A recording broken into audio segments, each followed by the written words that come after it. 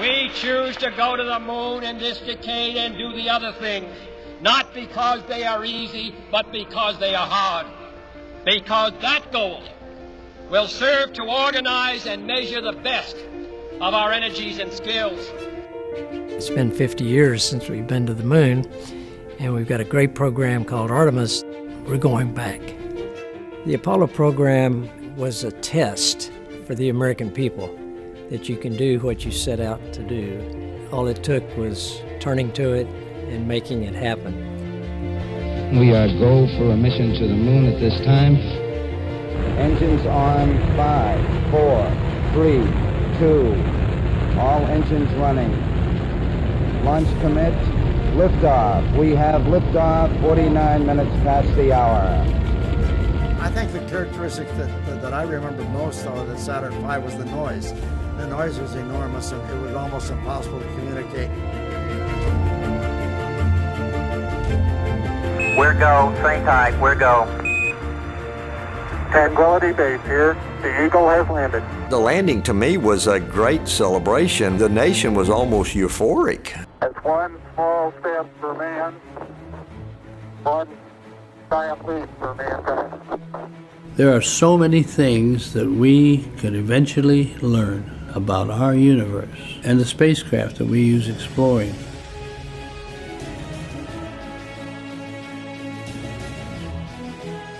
We are a nation of explorers. During Apollo, we were on national TV literally every day because we were doing something visible that Americans could see and they could feel and say, look what we are doing. And I believe Artemis is going to come up and say, look what we are capable of and what we are doing now.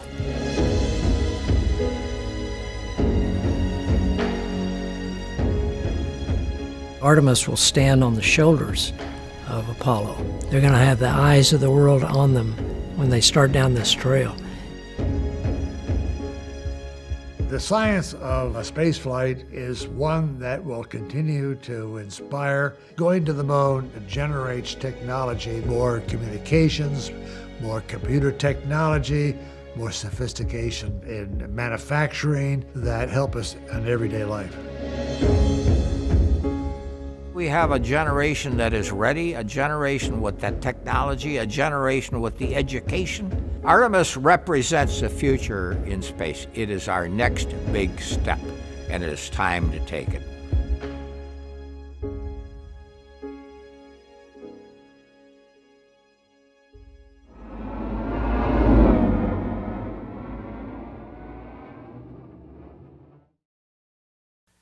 I think that deserves a round of applause. That was amazing.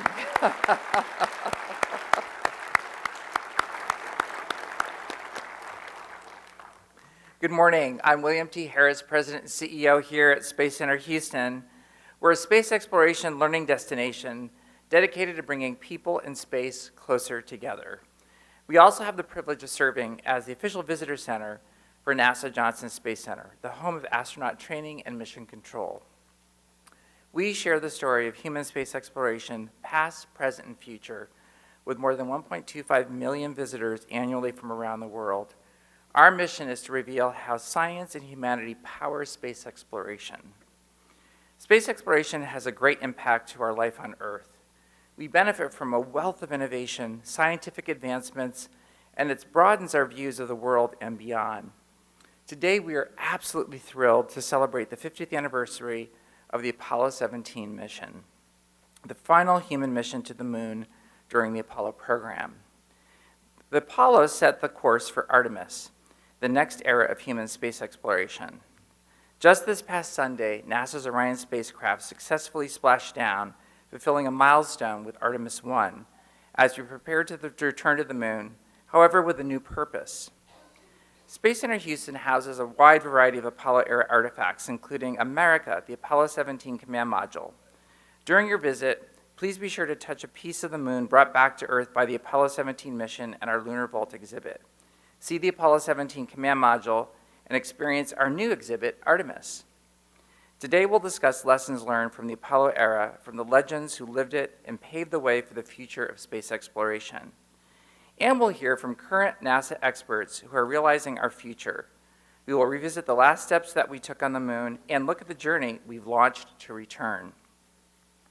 Thank you all to Space Center Houston members for joining us, and your support helps make possible all we do here. We have many staff from Johnson Space Center joining us in this audience. Thank you for your service to human space exploration. I also want to recognize two distinguished explorers who are with us today. Apollo 13 astronaut Fred Hayes,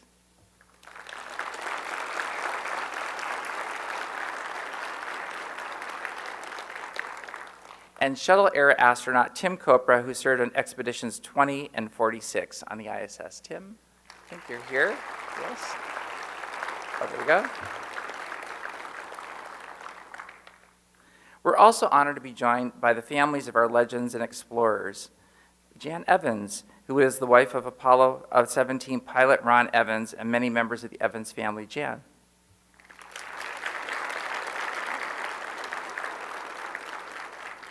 Also with us is Tracy Cernan Woolley and Barbara Cernan Butler, daughters of Gene Cernan and members of their family. Tracy? Barbara? Okay. I also want to recognize we're joined by members of the Ruse family. Stuart Rusa was the pilot for Apollo 14. So Rusa family, welcome.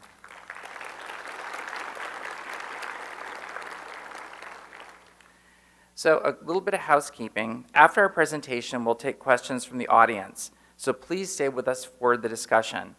We have a QR code that will be on the screen, so you can use your camera to take a picture of that, and you'll be able to text your questions to our moderator. It's now my great pleasure to introduce the moderator for today's program, Vanessa Weish, who is the Center Director of NASA Johnson Space Center. Please join me in welcoming Vanessa.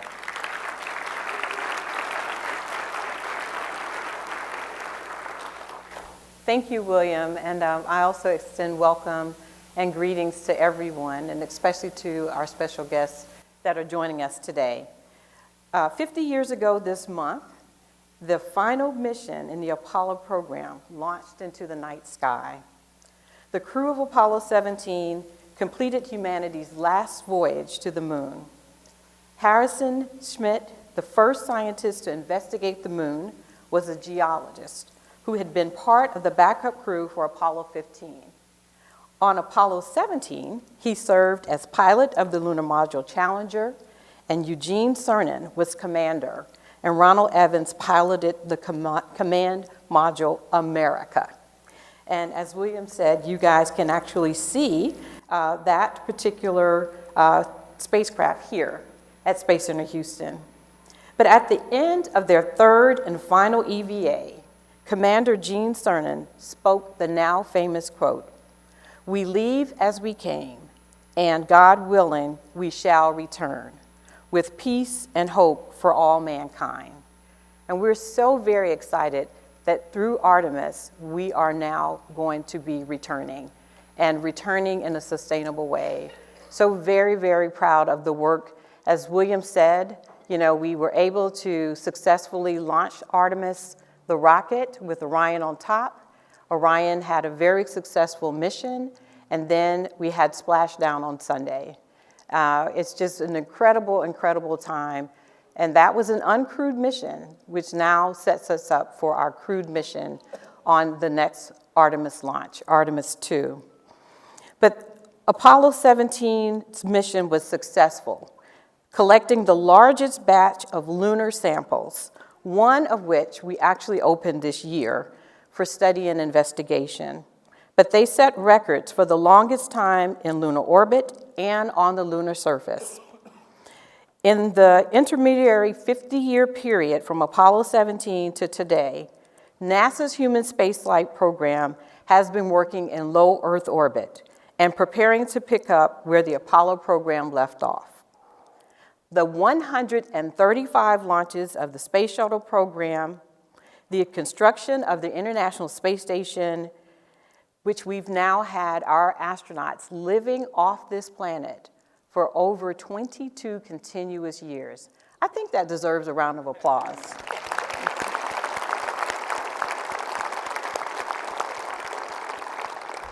But we've learned many lessons living and working in microgravity environment, which is now laying the groundwork for us to pursue Artemis, the Moon to Mars program. NASA's Artemis program is charting the course for an exciting new era in human lunar exploration. And this time when we go, we're going to be going in a different way.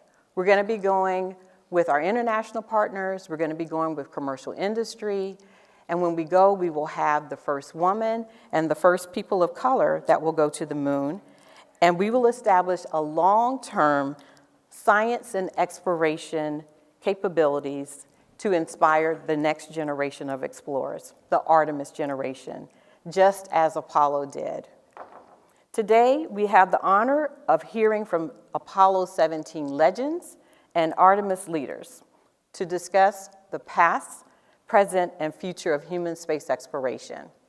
I'm going to introduce our panel, and they have very distinguished careers.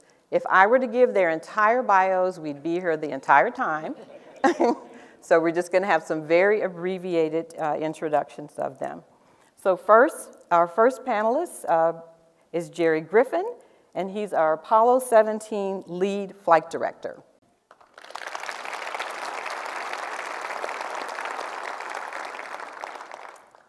Gene Kranz, Apollo 17 launch flight director, Moon and Earth. And joining us remotely is Charlie Duke, Apollo 16 moonwalker and Apollo 17 backup lunar module pilot.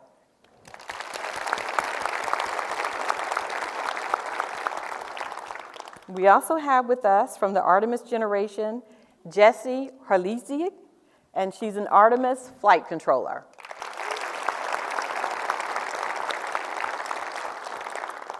We have Antia Chambers, and she's an Artemis engineer.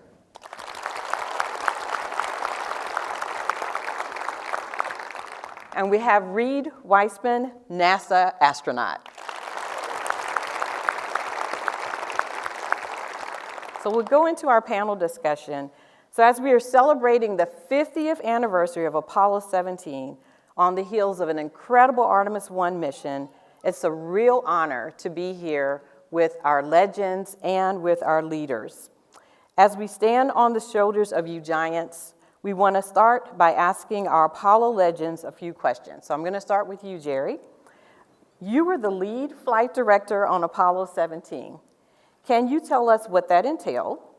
What was it like preparing the mission control team for what became the longest mission of the Apollo program? What made 17 different? Well, it wasn't much different than, let me answer that first, than 16.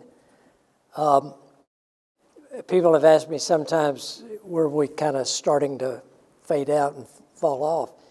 Not at all. We were as diligent on 17. We certainly didn't want to end with a failure of a mission after we had been there and done well. A lead flight director is an interesting position. It is a primarily, and I discussed this morning with the head of the flight director office for Artemis, that it's the same. It's a pre-flight, a pre-mission responsibility. You're in charge of pulling all the pieces together. And you spend more time with the crew probably than the other flight directors, talking through mission rules, flight plans, emergency procedures, all of it. And you also got the network to worry about, your tracking systems and all that. Once the base of the rocket clears the tower, a flight director is a flight director. It's the guy sitting in that seat, or the gal now sitting in that seat, that has to make the final go, no-go decisions after a lot of help and a lot of input. So the lead flight director is a responsibility that's a big one, but it was primarily pre-flight. And it worked extremely well the whole time throughout that program. It worked very well. So on Apollo 17, I know there was a lot of focus on the science on that mission, the distance that the rover traveled. Can you tell me about the preparations, the planning, getting ready for that?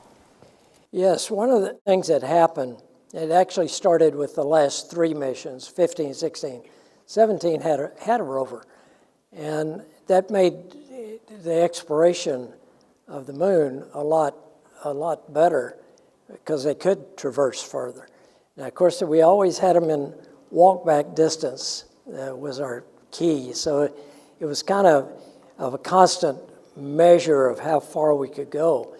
But those last 3 missions were very similar, and they were, but they built on each other. And 17 was really the capstone of the program because it was the longest EVAs. The lunar module had been modified to give them a little more oxygen, a little more time on the surface. So we had the ability in 17 that we didn't have earlier. And it really did work.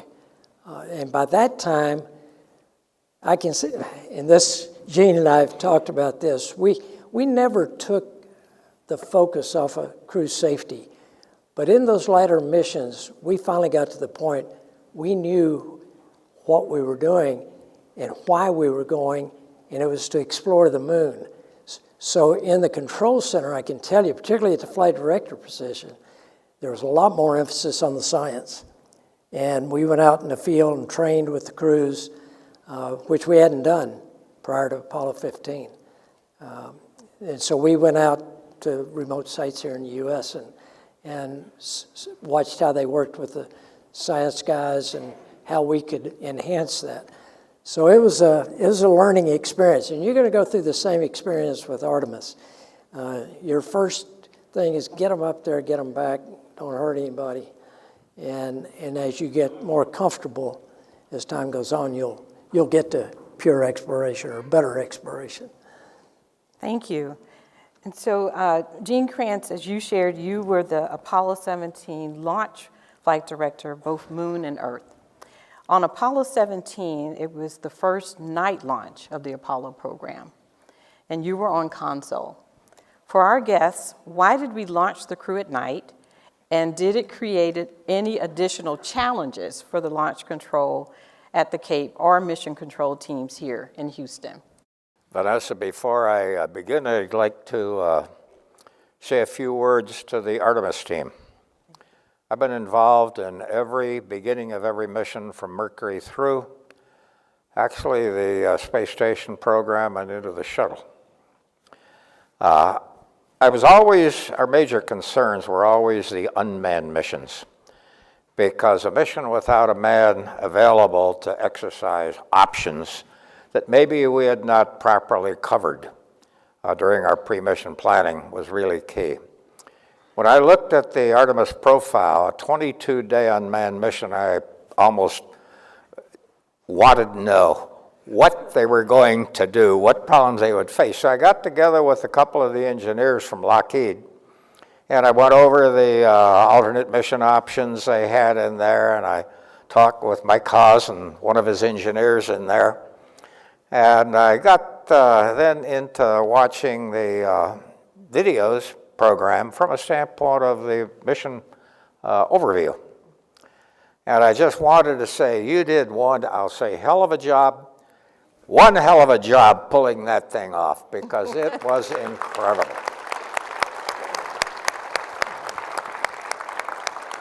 Now the simple question is easy, why did we launch at night? Well, there's many things that go into establishing the launch window, but one of the principal ones is the sun elevation at the time of landing. And the sun elevation to provide the best visibility for the landing, through experience and verified in previous missions, is roughly between 7 and 20 degrees behind the crew at the time of landing. This improves their depth perception and allows them to basically exercise whatever actions they need to get to a proper landing site. And like I say, that was the easy question. I still go back to Artemis and want to say, you did a great job. Thank you. So, Jesse, can you share your role on the Artemis 1 mission and talk to us about the parallels between the two programs and what it's like to be an Artemis flight controller in the past few weeks. I had the absolute honor to support the Guidance, Navigation, and Control Console, the GNC console, and mission control for Artemis 1. GNC and our 3 back rooms ensured Orion knew where it was throughout its entire journey, when and where to maneuver, and how to make it home safely.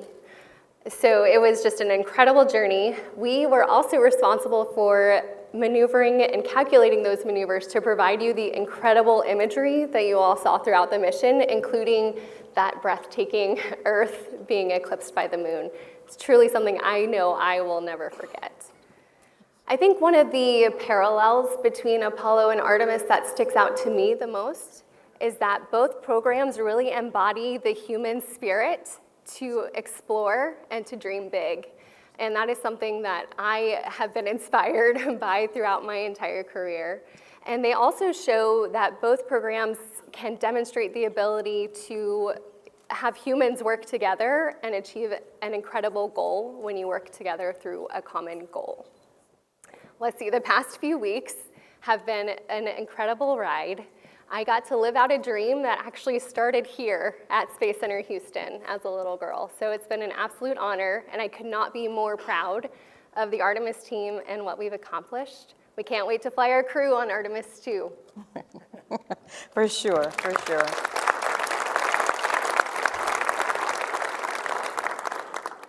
Antia, as an Artemis engineer with expertise in water recovery systems, how does the work you're doing ensure the health and safety of our Artemis crews? So currently, I'm serving as the Human Landing Systems Program. It's basically the portfolio manager of a lot of the hardware that's provided specifically for crew use. So anything from the emergency hardware to the food to the medical kits.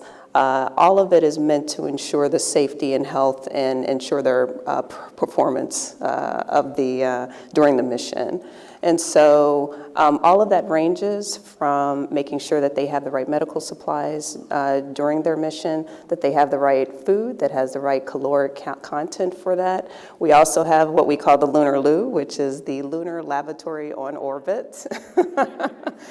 If you know one thing about NASA, we love our acronyms, and it's exactly what you say. It's about making sure that we have waste management on orbit, everything to protect the crew and make sure that they can do what we take for granted from a day-to-day basis, and to ensure that the safety is ensured during that.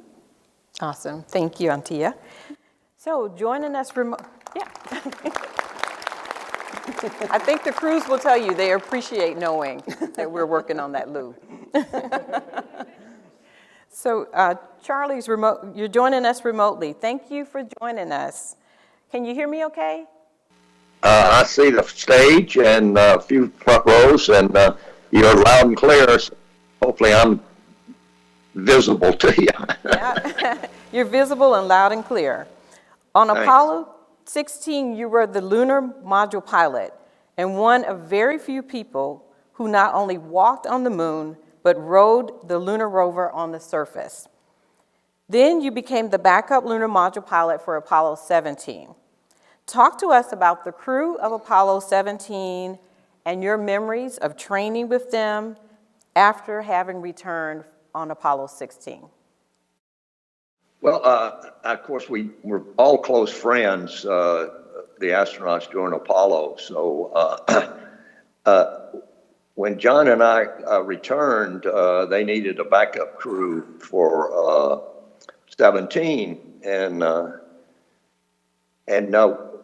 we realized it was after that, there was no more crew assignments, but we volunteered anyway because who knows what might happen, and we might be a good support for the crew since we just got back, and we give them insight into the rover, stowage of the lunar module, procedures, and this kind of stuff.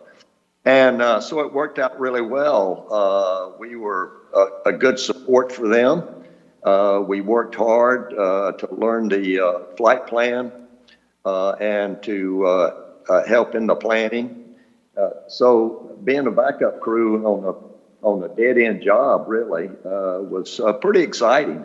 We had good training down at the Cape, and so we got to know each other's idiosyncrasies and things like that. So we were able to help the prime crew and have inputs into some of the flight plan as far as the lunar surface activity goes. So it was we melded really well, and was delighted that I got to work on 2 backup crews, prime crew, and 2 times in mission control. So Apollo was very exciting for me. So I happen to know you've shared with me before that you guys like to pull pranks on each other. Do you have any you remember of sharing pranks with Apollo 17? Yeah, one that when Stu Russo was the backup command module pilot, and John Young came in one afternoon as panting as he'd been out running a rover track, which was out into the boonies, and he came across this big snake, and it was huge, he said, and so he said, I threw rocks at him, and I think I wounded him a little bit. So Stu Russo and I got our rental car, and we drove out there and found this big snake, and dispatched him, and said, well, let's have a joke, and so we took the snake and we coiled it up under Gene Cernan's chair in the crew office, and he was in the simulator, and we said he's got an important call. So secretary called him and said, you got an important call. So he took a break, and he sat down, and the chairs there were those roller chairs, and the desk had a little keyhole where you put your legs and you could roll it in. So he was rolling in towards that desk, and he looks down and sees this big snake, which was had been dispatched and beheaded, by the way. And he, Mach 2 backwards, and jumped out and said a few choice curse words, and was white as a sheet. And I said, John, I said, John, we made a big mistake here. And but everything, then he realized what had happened, and we got a few choice curse words and a few everything else, and everybody had a big laugh, and so we all settled down, and Gene took it really well in the end. So we had a few little things like that, but that was the most interesting one during our short training period with 17. You guys actually had a really good time together. Yeah, we did. We were, I think, being on the backup crew with that experience we had as with our 3 days on the moon, it was really helpful to them in their training, and we were able to give them some ideas about their traverses and what they should look for and everything else like that. And they did a fantastic job as we built on the expertise of the 3 previous missions with the rover. We got more and more confident with the rover, so I don't remember exactly how far Apollo 15 went, but we went out about 4 miles or so, maybe a little bit more. Well, 17 did 7 miles, and so with the confidence in the rover, we were able to expand the exploration territory, and it worked really, really well. Awesome. Well, thank you for sharing that. Pleasure. So Jerry and Gene, this one is for both of you. What do you think Apollo did that will help Artemis the most? It's kind of a hard one. I've thought a lot about that more in recent years than I did early on. I think the thing that we probably provided that will help them the most is the fact that we did it. When we started Apollo, it had never been done, and we thought we could do it, and we were a bunch of young people that had great leadership, and we pulled it off. And when I say we, I'm not just talking the Mission Control Center, I'm talking the whole system. We pulled it off. Now that takes that element out for Artemis. It can be done. We did it 50 years ago. Artemis will have much better tools to do it, technology tools, and I think it'd be very successful. But I think the thing that you can take off your plate and not worry about is that it can be done, because we did that. And I'm, boy, Godspeed. Yeah, have fun. Awesome. Gene, your thoughts on that question? Two major themes that existed during the Apollo program. There was a good relationship between the headquarters team, George Lowe, and basically throughout this entire process, it was a very personal working relationship. We didn't worry about level 1, level 2, level 3, and all that kind of stuff. It emerged actually from the prior programs, where basically we knew each other, were friendly with each other, and as a result, if we had problems, we could knew the right person to call to and talk about and bring issues to the front. I think the second thing was we had a gentleman by the name of Bill Tyndall. George Lowe had indicated the concerns about integration of all the aspects of the hardware, software, operations, procedures, all these things coming together. And he established what was called the mission techniques, or called the flight techniques. And these were raucous, sometimes 1 and 2 days meetings in there, where people would establish how we were going to do things. And finally, many of the people, a lot of times Tyndall's work would get in the way of my people in the trench, the control team, and the fight would come up on that topic. But Bill would sit down, and about 2 days after the meeting was over, he'd write a memo and saying, I was at this meeting, I listened well, right on down the line, and this is what I think you said. And then he would write a 2 or 3 page memo that would lay out the direction that we should take. And I think the key thing is, I think the Artemis program, extremely complex, has to find the Bill Tyndall equivalent to put these pieces together.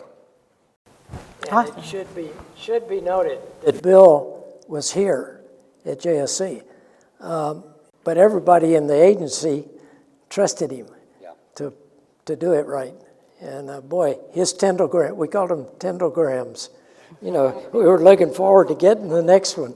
And, well, I think one also good thing is the minutes of the flight techniques meeting still exist. It's about that tall, about 3 inches. They were published by the people at Draper Labs. And as you move into this program, you might take a look about how this thing called Apollo came together, because there's a lot of good lessons there. Awesome, thank you. Yep, you're bringing back fond memories of flight techniques meetings on shuttle. So, awesome. Well, so we do have some questions coming in from the audience, and there's a QR code.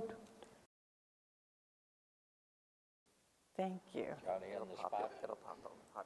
Okay, great.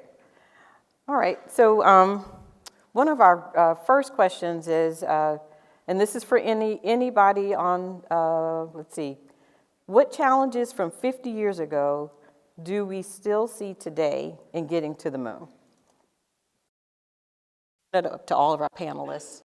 The one thing I was taking away from all three of them, from Gene, Jerry, and Charlie, is we're still learning, and these three folks are still teaching us. And I think Gene, when you said it's the integration of all these parts, when I look across Artemis, it's vastly more diverse in its pieces now, with commercial industry involved, with international partners involved.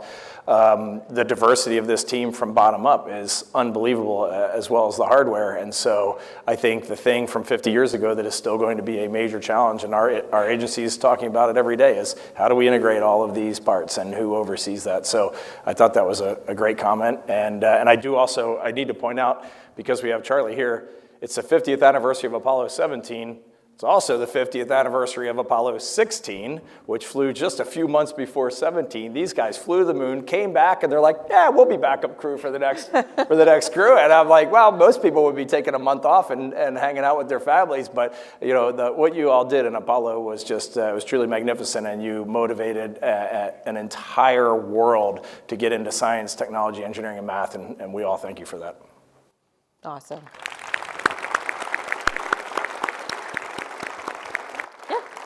Pick up on one thing. I think the one thing that the hill to climb yet for Artemis is the fact that the moon is still 240,000, give or take, miles away, and it's tough. It's a hard business. And somewhere along the way, you're probably going to get your nose bloodied, hopefully not too bad, learn from it, and move on. But I really do think I think it was Max Faget, it may have been Bob Gilruth, that said something after, and it was in the control center, because I heard it. He said, I think it was Faget, who was the chief designer at the time of almost everything manned spacecraft. He said, we made this look too easy. The next bunch needs to be aware of that. It's not easy. It's very, very hard. And but that's why we did it, and that's why Kennedy said that we're going to do it because it's hard. And just keep that in mind. It can bite you. Indeed. And it was our pleasure this year to celebrate the 60th anniversary of the moon speech that John F. K. Gave, and which kicked all of this off. So yeah. What an inspiring time. So we're sitting here today at Space Center Houston, where future generations are inspired daily. When you're thinking about your unique position, whether it be on Apollo or Artemis, so this is for any of the panelists, what would you share with the young people today about what their future may look like? I guess I'll take this one. I'll take part of it, I guess. It's what they make of it, right? Like, we're all building a foundation. Every previous generation is building the foundation for the next. And so it's to continue that with the baton. I think one thing that I don't think is taught as kind of early on as I would like to see is whenever someone says what the challenge is kind of going forward, they think that we can say, I don't say technical. For some reason, the technical challenges from an Artemis engineer standpoint is not really as intimidating as some of the soft skills in communication that is needed. And we hint on it here with integration, but soft skills. We all have different personalities, different opinions, a lot of smart people. Some voice their opinion very loudly, while some don't, but somehow we have to make sure we're all heard. And I think that in order to move forward and have that bright future, it's to understand each other in order to have that effective communication and ultimately integration. So, okay.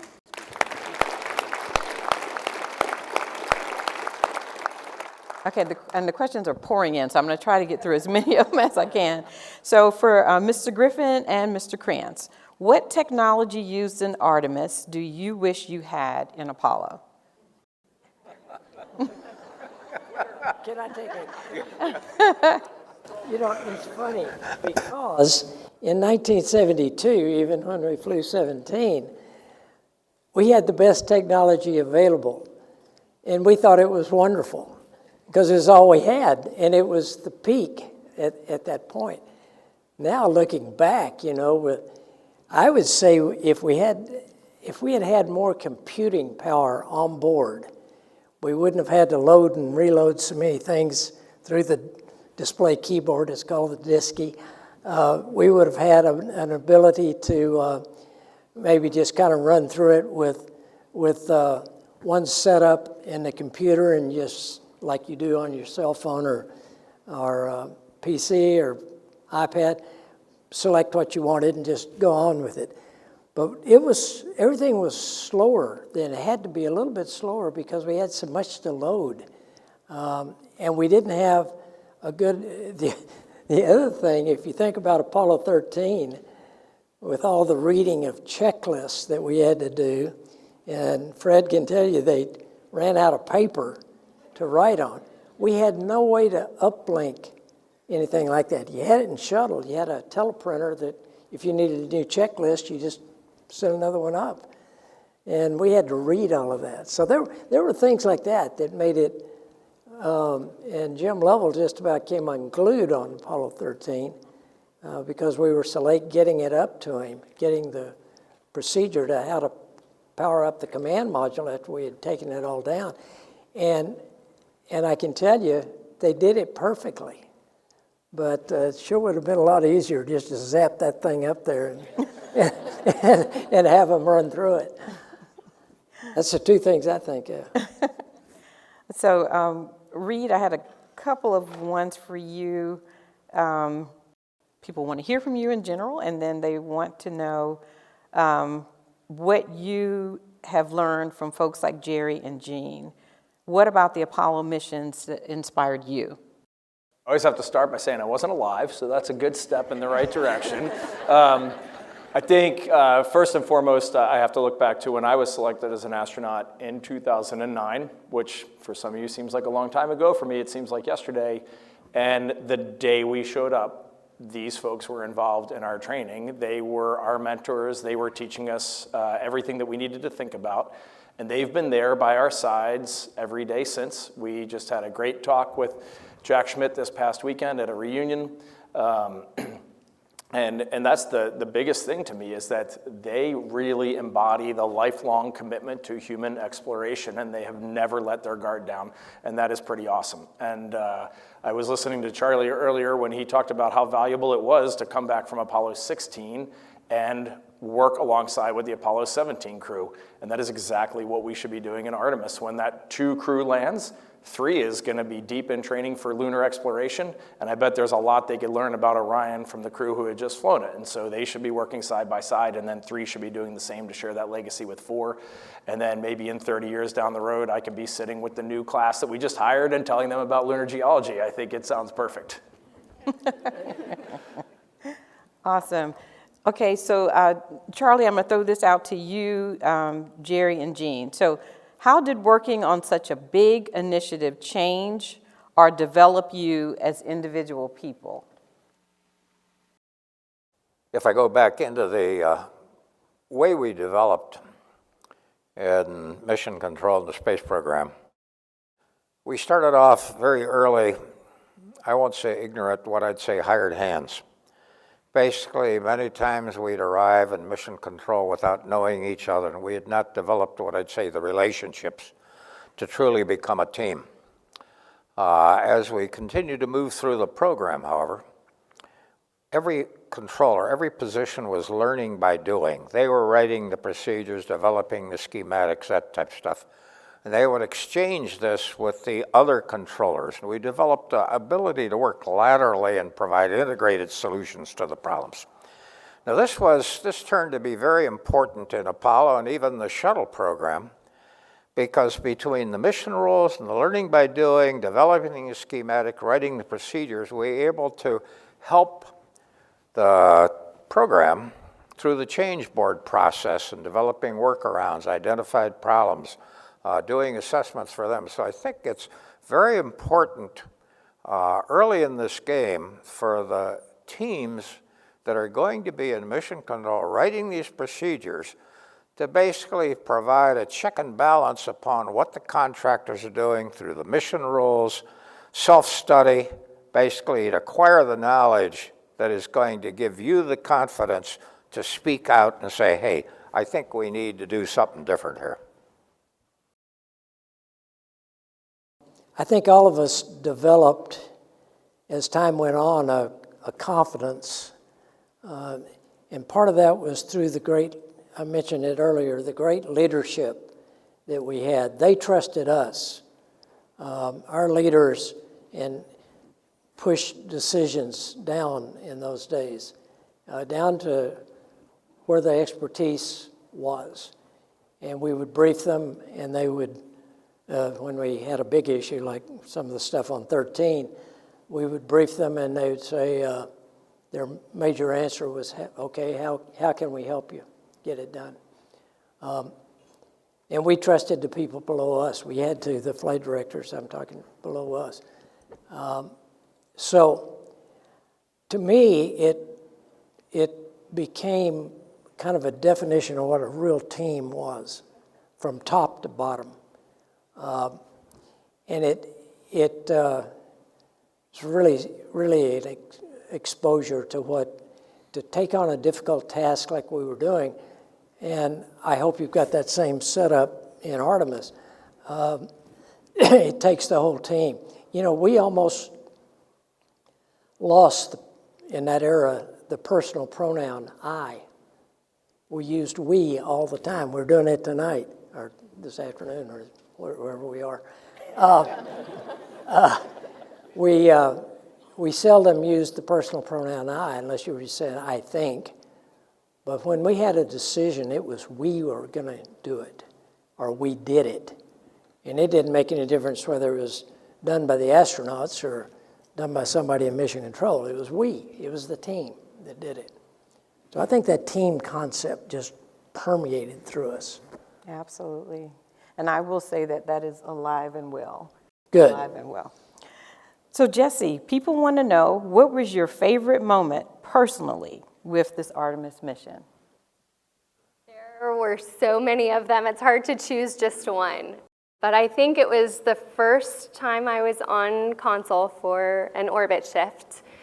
And we were maneuvering Orion to take its first public affairs imagery shot of the Earth.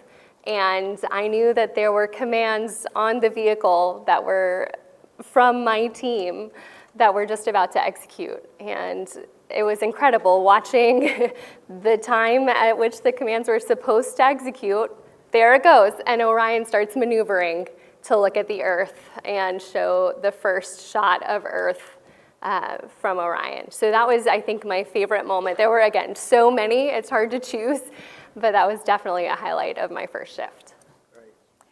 Yeah, and if you haven't seen the imagery from Orion, please go to nasa.gov. That's amazing imagery. Same thing. I remember one day I was in the control center and I just looked up, and it was when we were doing a close flyby of the moon, and I was like, oh my gosh, it's right there. We can just touch it. So let's see. Like I said, there's a lot of great questions coming in. Let's see. For Charlie, check your mic and see if you can respond. I wasn't hearing you, but I was hearing everybody else. I hope you're hearing me. Okay, so I can hear you now. People want to know, what did you like or not like about the lunar rover? Was there something about the rover itself? The rover was a wonderful machine. For what it was designed for, I thought it behaved and performed admirably. We had a few little glitches. Apollo 15 had problem with the seat belt, so we redesigned the seat belts so that we could get in and out easier. And it would, with a four-wheel drive and double steering, we were amazed at the performance of the rover. We were climbing 20-degree slopes, and it was very stable. It was a little squirrely on the steering because it was so sensitive. And we tended to skid back and forth a lot. And we got so confident in the rover that our flight plan called us to navigate a maneuver at about 5 kilometers an hour, maybe a little bit faster. But coming off the hills in both 17 and 16, John was the driver, and he did a fantastic job. I was the navigator. And as he came down the mountain, we were all scale high on the speedometer. And so both 16 and 17 had that experience, and so we both claimed the moon speed record on our flights. Yeah, it was all scale high, so we were going at least 17 kilometers an hour. And it was bouncy. To me, one of the wisest things they did was to give the control of the TV to mission control. So all we had to do was turn it on and not worry about pointing this thing to keep track of us. We were really busy. Everybody's busy up there. And getting in and out of the rover was not easy, but not really hard either. And so we had so much storage and everything like that. I didn't have any major trouble with the design of the rover. It was remarkably good for what it was designed to do, and that was carry 2 people around the moon and all the stuff that we had to carry. So Marshall and the contractors did a great job designing that, and we appreciated the effort they all put into it. It was fun. Awesome.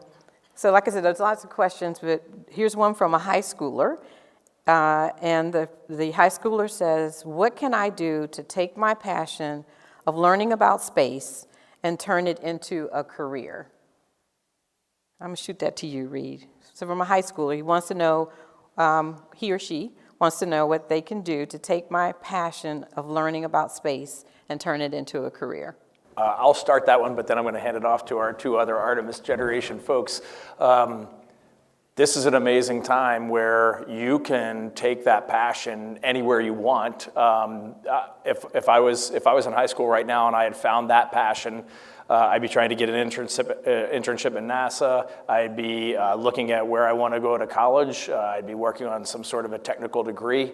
And then from there, there's just so many opportunities. SpaceX, Boeing, Lockheed, Blue Origin, you name it, Virgin Galactic. There's just so many outlets right now that you can go apply yourself in.